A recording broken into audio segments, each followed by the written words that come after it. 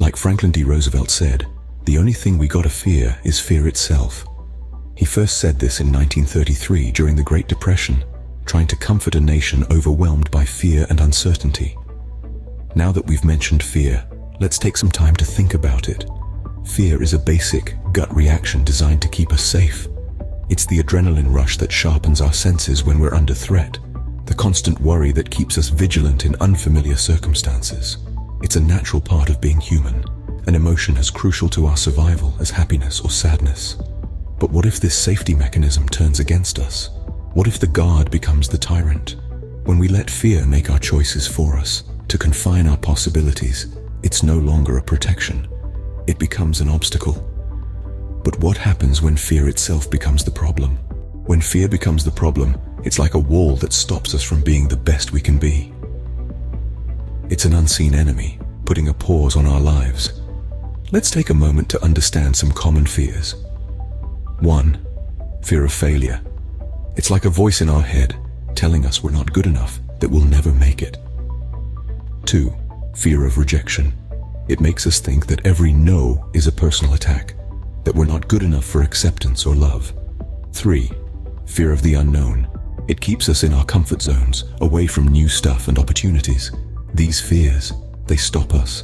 They keep us from taking chances, from exploring new ventures, from achieving our ambitions. They build walls we conceive as unclimbable. But here's the thing about walls, they're meant to be broken. So how do we get past this fear? Getting past fear isn't about getting rid of it, but learning to handle it. Let's discuss the methods that can help us accomplish this. Firstly, we need to get to know our fear. Think of it as a wild beast, unpredictable and terrifying, but once we comprehend its habits and patterns, its control over us dissipates. Secondly, we need to face our fear. This might seem intimidating, but it's much like standing before a mirror and looking at our own reflection. The reflection might not be what we want to see, but it is an honest representation of who we truly are. Finally, we should allow fear to serve as a push for personal growth. Visualize fear as the fuel that drives our engine of self-improvement. Each fear faced is a step towards personal growth. It's akin to scaling a mountain. The higher you ascend, the more magnificent the view. By handling our fear, we can turn it into a tool that pushes us forward instead of a wall that holds us back. Fear doesn't always have to be a bad thing. It can also be a powerful push. It's about seeing things from a different viewpoint, right? In many ways, fear can be the driving force that propels us into action, compelling us to thoroughly prepare for the unknown future. It's the fear of failing a test that keeps us up late into the night, reviewing and practicing until we believe we can ace it. Fear can also push us to put in more effort. Picture a runner.